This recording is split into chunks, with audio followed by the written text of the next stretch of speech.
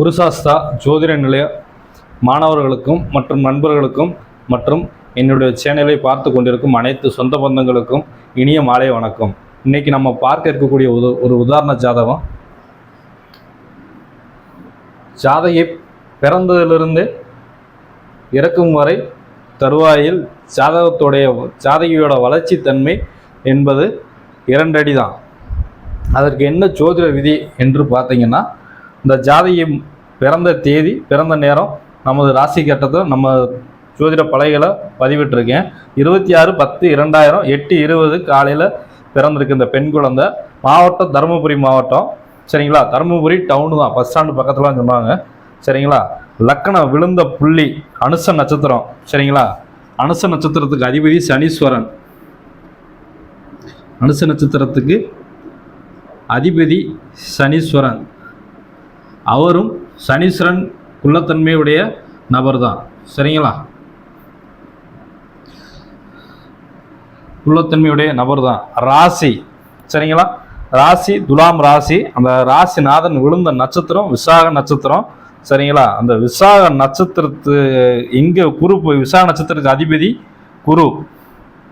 அந்த குருவும் எங்கே இருக்காருன்னா சுக்கிரன் வீட்டில் இருக்காரு. அந்த சுக்கிரன் லக்னத்திலே உட்காந்துருக்கு.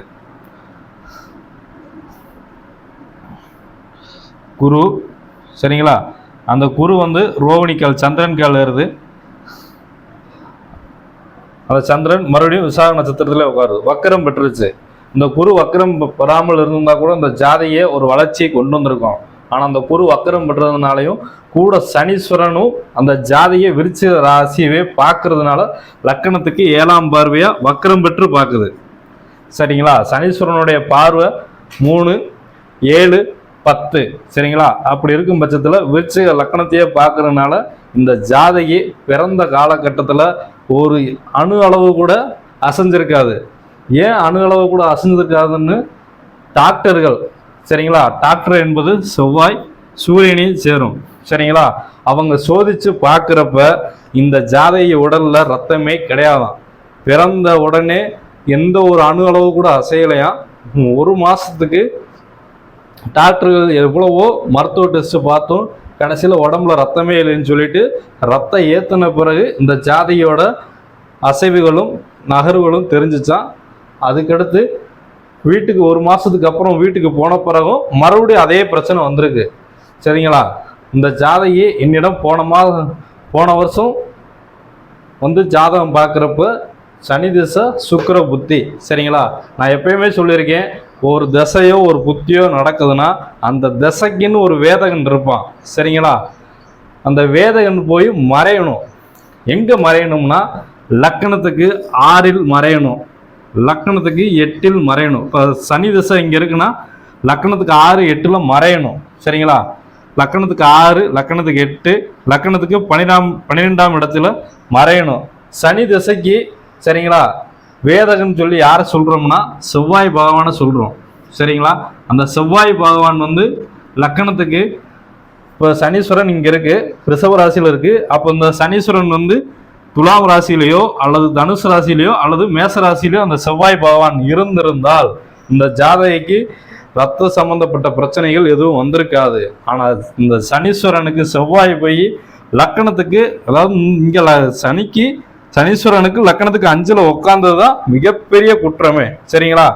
10வது வரைக்கும் செவ்வாய் வான காலு, சூரியனோட காலு உத்திர நட்சத்திரத்துடைய காலு. இந்த சூரியன் என்பவர் லக்கணத்துக்கு 12இல் மறைஞ்சதுனால கரெக்டாக சனி திசை சூரிய புத்தியில் இந்த ஜாதகிக்கு மரணம் ஏற்படும் என்று போன வருடம் நம்ம கூறியது போல் இந்த வருடம் பிப்ரவரி மாதம் இந்த ஜாதகிக்கு சனி திசை சூரிய புத்தி நடக்கிறப்ப மரணம் ஏற்பட்டுருச்சு.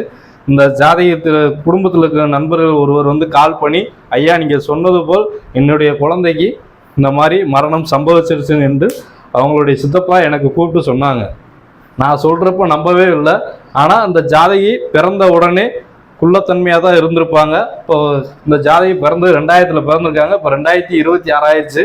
2025 என்கிட்ட ஜாதகம் பார்த்தாங்க. 2026 சனி திசை சூரிய புத்தியில் மரணம் ஏற்படும் சொன்னேன். இந்த ஜாதகிக்கு மரணம் ஏற்பட்டுருச்சு, சரிங்களா? எப்பயுமே நடப்பு திசைக்கு, சரிங்களா, நடப்பு திசைக்கு அந்த திசைக்கு தசாநாதனுக்கு ஆப்போசிட் உள்ள கிரகம் மறையணும். அப்படி மறைஞ்சிருச்சு அப்படின்னா அது மிகப்பெரிய யோகத்தை கொடுக்கும். இந்த செவ்வாய் வந்து லக்கணத்துக்கு 6லயோ 8லயோ இல்லை லக்கணத்துக்கு 12லயோ இந்த சனீஸ்வர திசைக்கு மறைஞ்சிருச்சுன்னா மிகப்பெரிய யோகத்தை கொடுத்துருக்கோம். ஆனால் அவர் மறையலை, சுபத்துவத்தில் போய் லக்கணத்துக்கு 11ல் உட்காந்துக்கிட்டாரு, மிகப்பெரிய இழப்பை கொடுத்துருச்சு. சரிங்களா? இன்னொன்று, லக்கணத்துக்கு 11ல் லக்னாதிபதி இருந்தால் மிகப்பெரிய சோத்துவம் என்று சொல்லியிருந்தேன்.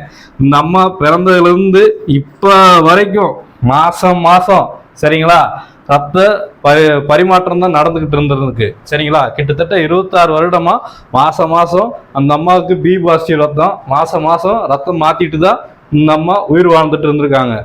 ஆனால் அறிவுலையும் சரி படிப்புலையும் சரி பெரிய கில்லாடின்னு சொல்கிறாங்க. பெரிய கில்லாடி தான். ஏன்னா லக்கணத்தை குரு பார்க்குது, சனீஸ்வரனும் பார்க்குது. குரு வந்து அறிவுக்காரகன். சரிங்களா? குரு வந்து அறிவுக்காரகன். அறிவுக்காரன்றது மூளைக்கு சம்பந்தப்பட்டவன். சரிங்களா? அறிவுக்காரகன் வந்து புதன் பகவான். சரிங்களா? அந்த புதனும் சுக்கிரன் வாங்கினது கேட்டை நட்சத்திரம், புதனோட நட்சத்திரம்.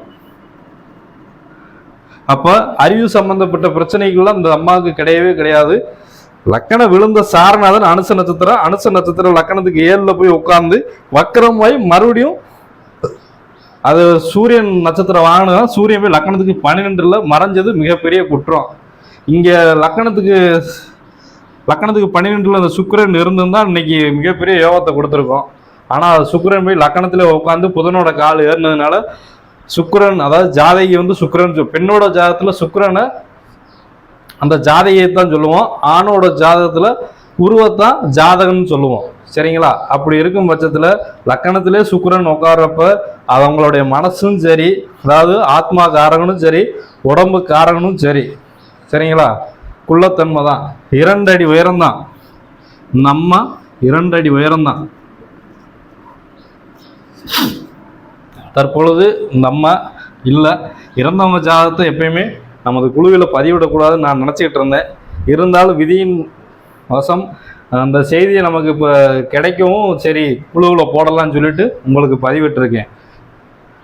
நான் நாளைக்கு ஒரு தசை நடந்தா சரிங்களா, அந்த தசாநாதனுக்கு இப்போ சனி தசை வந்து செவ்வாய் வந்து மறையணும், 6, 8, 12ல் மறையணும் அப்படின்னு சொல்லி ஒவ்வொரு தசைக்கும் ஒவ்வொரு கிரகம் வந்து மறையணும்னு சொல்லி நாளைக்கு உங்களுக்கு இதுக்கு ஒரு விளக்கம் கொடுக்குறேன். சரிங்களா? இது நம்ம சேனலை பார்க்குறவங்களுக்கு, அடுத்து ஜோதிட நண்பர்களுக்கும் ஜோதிட ஆர்வலர்களுக்கும் மிகப்பெரிய உதவியாக இருக்கும். சரிங்களா? நன்றி, வணக்கம்.